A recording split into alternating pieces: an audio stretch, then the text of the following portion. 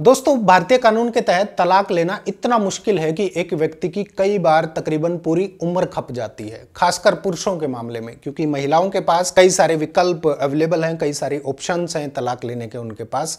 और इसी लंबे प्रोसेस में शॉर्टकट मारने के लिए कई लोग खुरपेच करते हैं और कोशिश करते हैं मैक्सिमम लेवल तक जाने की तलाक लेने के लिए, फिर चाहे वो धर्म परिवर्तन ही क्यों ना करना पड़े। हालांकि मेरा मानना है कि शादी ब्याह और तलाक से संबंधित मामलों को जल्दी निपटाना चाहिए, क्योंकि इस लंबे प्रोसेस के कारण कई कपल्स खतरनाक कदम उठा लेते हैं और हत्या या आत्महत्या तक कर लेते हैं। किसी का जीवन खत्म करवाने से बेहतर है कि उनको समय रहते अलग कर दिया जाए। तलाक लेने के लिए जब एक पुरुष बिल्कुल थक जाता है तो फिर वो ऑप्शन निकालने लग जाता है, ढूंढने लग जाता है रास्ते, और कई बार लोग धर्म का सहारा लेते हैं और अपना धर्म परिवर्तन करके इस्लाम कबूल कर लेते हैं, जहां एक से ज्यादा शादियां करने का रास्ता खुल जाता है। अब धर्म परिवर्तन करते ही वो व्यक्ति मुस्लिम पर्सनल लॉ के तहत आ जाता है और फिर या तो उसकी पत्नी भी इस्लाम कबूल करे या फिर उसको तलाक दे दे। ऐसी ही कुछ कंडीशंस जो है सामने आती है और महिला झट से तलाक के लिए शायद तैयार भी हो जाती है। हालांकि ये कोई नई बात नहीं है, बल्कि ये सदियों से होता आ रहा है। लेकिन यहां प्रश्न उठता है कि क्या वाकई में ये एक आसान रास्ता है और ऐसा आसानी से संभव है? ऐसे मामले में कानून क्या कहता है, ये बात हम समझेंगे माननीय सुप्रीम कोर्ट के एक ऐतिहासिक फैसले से। आइए जानते हैं क्या था पूरा केस। दोस्तों, लिली थॉमस बनाम भारत संघ का मामला भारत में एक ऐतिहासिक निर्णय है जो बाइगमी के मुद्दे और दूसरी शादी के लिए धर्म परिवर्तन करने के कॉन्सिक्वेंसेस के बारे में बताता है। भारत के सुप्रीम कोर्ट ने यह सुनिश्चित करने के लिए कि पिछली शादी को ठीक से खत्म किए बिना, समाप्त किए बिना विवाह नहीं किया जाए,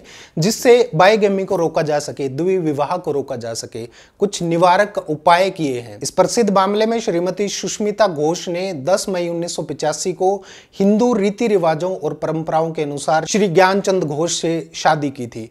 उसके बाद अप्रैल 1992 में श्री घोष ने अपनी पत्नी को सूचित किया कि वो अब उसके साथ नहीं रहना चाहता है और आपसी तलाक का सुझाव दिया। उसने अपनी पत्नी को यह भी बताया कि उसने इस्लाम धर्म अपना लिया है और एक अन्य महिला विनीता गुप्ता से शादी करने की योजना बनाई है। श्री घोष ने 17 जून 1992 को धर्म परिवर्तन का प्रमाण पत्र भी प्राप्त कर लिया।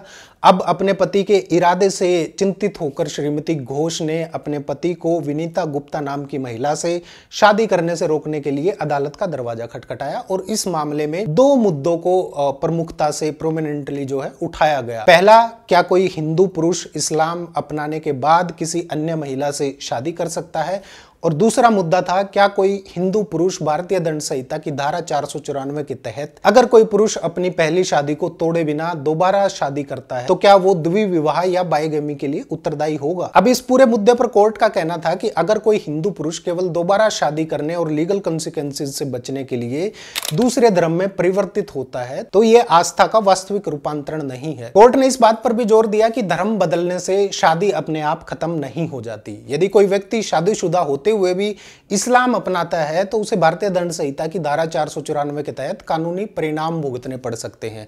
इसके अलावा भारत में ऐसी कोई समान नागरिक संहिता नहीं है जो सभी शादियों को नियंत्रित करती हो, बल्कि इसके बजाय लोग अपने धर्म के आधार पर अपने व्यक्तिगत कानूनों का पालन करते हैं। हालांकि कोर्ट ने यह स्पष्ट कर दिया कि कुछ गलत करने के लिए व्यक्तिगत कानूनों का दुरुपयोग करना, जैसे उचित आधार के बिना दोबारा शादी करने जैसे काम, ये सब दंडनीय है।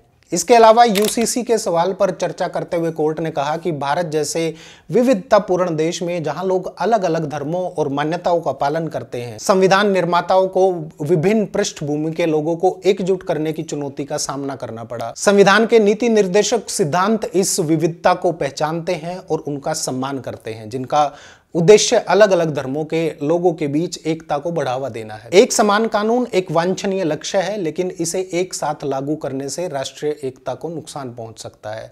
इसलिए यह मान लेना व्यवहारिक या सही नहीं है कि सभी कानून तुरंत सभी पर समान रूप से लागू होने चाहिए। इसके बजाय कानूनों को समय के साथ साथ विकसित होना चाहिए। धीरे धीरे कानूनी प्रक्रिया के जरिए ऐसे स्पेसिफिक इश्यूज को कंसिडर करके रिजोल्व करना चाहिए। इस मामले में सुप्रीम कोर्ट ने फैसला सुनाया कि एक हिंदू पुरुष की दूसरी शादी जो शादीशुदा होते हुए भी इस्लाम में परिवर्तित हो जाती है वो अमान्य है अगर पहली शादी कानूनी रूप से समाप्त नहीं हुई है। तो यह निर्णय सिद्धांत पर आधारित है कि मात्र धर्म परिवर्तन से पहली शादी खत्म नहीं हो जाती। अदालत ने इस बात पर जोर दिया कि पहली शादी तब तक वैध रहती है और तब तक कायम रहती है जब तक कि सक्षम अदालत से तलाक की डिग्री प्राप्त नहीं हो जाती। अदालत ने यह भी कहा कि पहले पति या पत्नी से तलाक लिए बिना दूसरी बार शादी करने के लिए इस्लाम अपनाना संविधान संविधान के आर्टिकल 21 का उल्लंघन है, जो जीवन और व्यक्तिगत स्वतंत्रता के अधिकार की रक्षा करता है। इसके अतिरिक्त ऐसे कार्य हिंदू विवाह अधिनियम की धारा 17 के तहत द्विविवाह या बाइगमी का गठन करते हैं, जो कि आईपीसी के सेक्शन 494 और 495 के तहत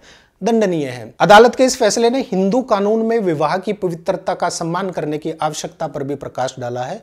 आपकी जानकारी के लिए बता दूं कि हिंदू संस्कृति में विवाह को एक पवित्र संस्था माना जाता है और पहली शादी के रहते हुए पुनर्विवाह करना अभी भी अवैध है और अगर पति या पत्नी जीवित है तो बिल्कुल वर्जित है। अदालत ने इस मामले में माना कि दूसरी शादी की सुविधा के लिए इस्लाम में परिवर्तित होने की प्रथा धार्मिक रूपांतरण का दुरुपयोग है और इसका उपयोग विवाह को समाप्त करने के लिए कानूनी आवश्यकताओं को दरकिनार करने के लिए किया जाता है, इसलिए यह पूर्ण रूप से अवैध है और दंडनीय अपराध है। दोस्तों, लिली थॉमस बनाम भारत संघ का निर्णय एक महत्वपूर्ण कानूनी मिसाल है जो विवाह को समाप्त करने और नए विवाह में प्रवेश करते समय व्यक्तिगत कानूनों और कानूनी आवश्यकताओं का पालन करने के महत्व पर जोर देता है। वैवाहिक पवित्रता के सिद्धांतों को बरकरार रखते हुए और गुप्त उद्देश्यों के लिए धार्मिक रूपांतरण के दुरुपयोग को रोककर अदालत ने व्यक्तियों के अधिकारों की सुरक्षा सुनिश्चित की है और कानून के शासन को बरकरार रखा है। इस ऐतिहासिक फैसले का भारत में पारिवारिक कानून और विवाह नियमों पर स्थायी प्रभाव पड़ा है और लोगों ने तलाक के लिए इस्लाम का सहारा लेना अब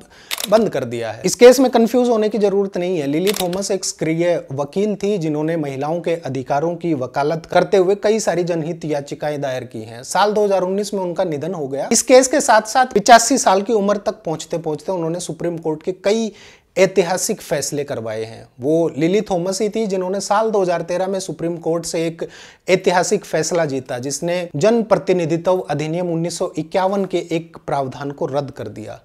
आरपीए यानी representation of the people act 1951 के सेक्शन 8/4 को असंवैधानिक करार देते हुए माननीय सुप्रीम कोर्ट ने फैसला दिया था कि जिस व्यक्ति को आपराधिक अपराध का दोषी ठहराया गया है और कम से कम 2 साल की जेल की सजा सुनाई गई है, उसे चुनाव लड़ने या सार्वजनिक पद संभालने से अयोग्य घोषित कर दिया जाएगा। और इसी कानून के तहत राहुल गांधी की संसद की सदस्यता समाप्त कर दी गई थी। यह एक ऐसा ऐतिहासिक फैसला था जिसने दोषी सांसदों और विधायकों के भाग्य को सील कर दिया। ठीक ऐसे ही जब हिंदू पुरुषों ने तलाक के लिए इस्लाम का सहारा लेना शुरू किया तो लिली थॉमस ने यह केस लड़कर जीता और ऐसी प्रक्रिया को अवैध करार दिया गया और दंडनीय अपराध बनाया गया। आप लोगों की क्या राय है ऐसे मामलों को लेकर? कमेंट करके जरूर बताइएगा। नमस्कार।